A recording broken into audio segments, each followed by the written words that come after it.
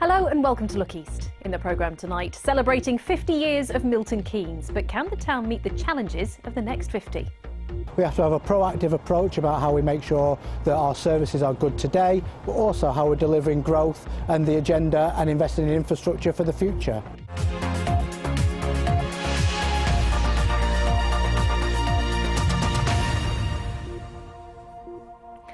First tonight, as the celebrations for its first 50 years come to an end, what does the future hold for Milton Keynes? This weekend saw a big gala. It was the culmination of a year-long birthday party for the town. But now Milton Keynes is looking forward. In its sights, a bid to become the European City of Culture. But it must also focus on expansion, as it remains one of the fastest growing towns in Europe. And here's how. The population in 2013, just over 250,000, but that was 40,000 more than back in 2003. And within the next 10 years, it's expected to grow to more than 300,000. Compared to other towns in England, people in Milton Keynes are younger and more ethnically diverse, but it does seem there's a strong job market to cope. It's growing by about 2% a year, and the overall economy there is worth an estimated £10 billion. But of course, such rapid growth brings its own issues. In a moment, we'll hear from the leader of Milton Keynes Council about some of those. But first, Kate Bradbrook was at the weekend celebrations. Burning bright 50 years on. On Saturday night, the so-called new city came to life like never before. A celebration of all things Milton Keynes, told through fire, music and dance, while incorporating Diwali, the Hindu festival of lights. It is very surprising for us. It is very nice. We didn't expect that it will mix with Diwali and all. I really liked the end part and it was really fun. I liked the fireworks and I really liked when he won the battle. You can see there was a great deal of effort put in, but the weather didn't spoil it. One of 250 local people taking part is PARDY, also celebrating her 50th. She hopes this year's events will help to put Milton Keynes firmly on the map. The more people that come here, it will be less hidden, but it is a fantastic place to live. There is a lot of community spirit, and I hope the celebrations continue long after our 50th year. But 5 decades on, and MK is starting to feel its age. More than half of its council housing stock is in need of repair.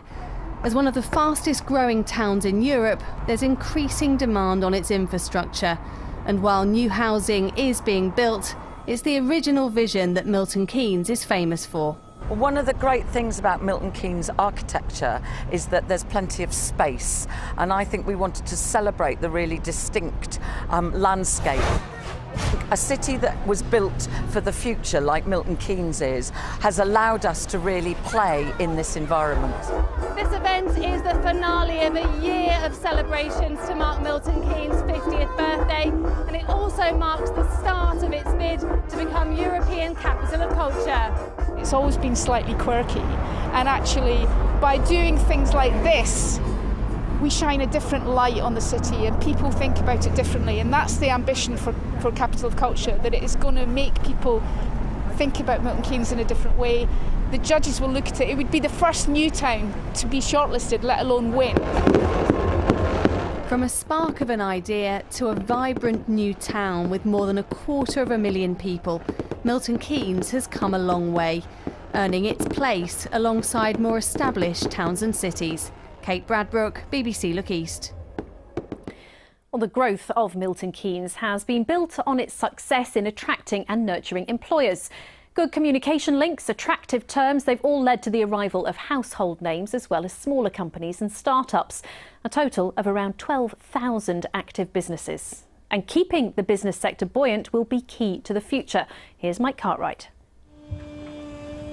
The rise of Niftylift, a company that's grown as MK has grown. Its raised platform sold worldwide, with a £100 million turnover and 500 workers. Its boss is Roger BOWDEN. MK has been good to them, he says. But as it turns 50, it's time for change. It's growing housing-wise quite substantially and spreading out, which I would like to see more growth in the city, more tower cranes, putting up nice big buildings and creating a really attractive centre to Milton Keynes, a really attractive dynamic look to the centre there, and have a a mass transit system as well. And then we're talking about autonomous vehicles and so on, but I think we still need a mass transit system of some sort, to get people around. Jake, now full-time after a 4-year apprenticeship here.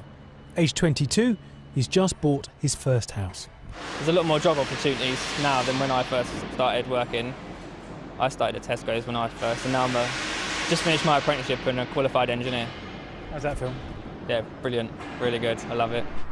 Behind me, the unmistakable skyline of Milton Keynes that's grown up over the last half-century, a place where Volkswagen, Red Bull Racing, Network Rail all have their headquarters. Milton Keynes, just 50 miles from London. The challenge for the next 50 years is to attract more businesses here. Block after block, MK built on the American grid system. Melanie Beck's job, attracting business into the centre. It's reaching those years where it has to make decisions about what it wants to be. A lot of people now are shopping online, so we need to make sure that when you come into the city centre you're having a really good animated time and that you want to stay longer and use the restaurants, use the parks. So it's not just about coming into a city centre to shop anymore. And what do people who live here want in the future? Maybe a university, a bit more nightclubs in here, because we've got like 1 or 2. I think we need a lot more independent places, independent food places, shops, music venues. I think that would really push the future of Milton Keynes. We don't have too much of it at the moment. Lower house prices, definitely. Build better public transport and make Milton Keynes a more well-known city. MK sells itself as modern, progressive, a can-do type of place. What will happen here over the next half-century? Mike Cartwright, BBC Look East, Milton Keynes. Well, earlier I spoke to the council leader, Steve Marland, about the challenges Milton Keynes faces now. He said the population growth wouldn't be an issue as long as the funding kept pace, but that the age of the residents would throw up new problems that they'd have to address. Not only have we got an ageing population, all those pioneers that came here in the 1970s and 1980s are all going to need services at exactly the same time, but we've also got twice as many children in nursery school this year as we have actually leaving the school system. So we've got those dual pressures, but I think we have a better chance as any as tackling those problems, because unlike some areas where they've got traditional services that have been developed in traditional ways, Milton Keynes has always wanted to do things new and do things well, and actually I think our culture of innovation means that we can innovate on those services and do them differently, and I think our population welcomes that.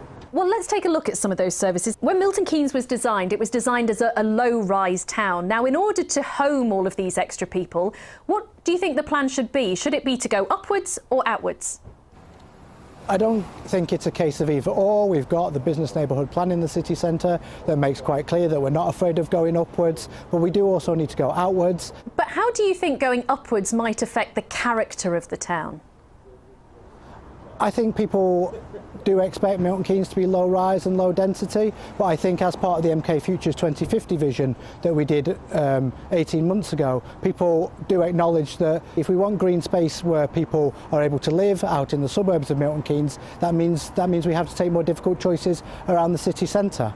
And what about social housing? We know that Milton Keynes is currently refurbishing some of the old council housing there.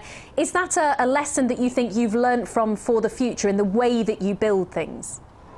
No area wants to repeat the mistakes of the past, and I think some of those areas that are just predominantly social housing, we are going through a regeneration programme, but as we move forward we do need to build more social housing. We've got over 750 families in need of temporary accommodation today, and that means we need affordable housing of all types, and to me that means that we need to be able to borrow to build social housing across the city and have a good mix of housing. Looking ahead 50 years, what kind of place do you want and think Milton Keynes will be?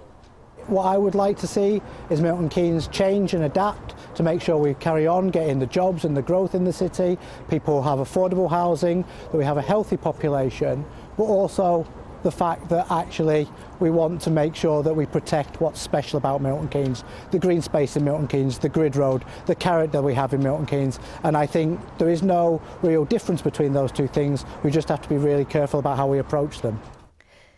Councillor Pete Marland there.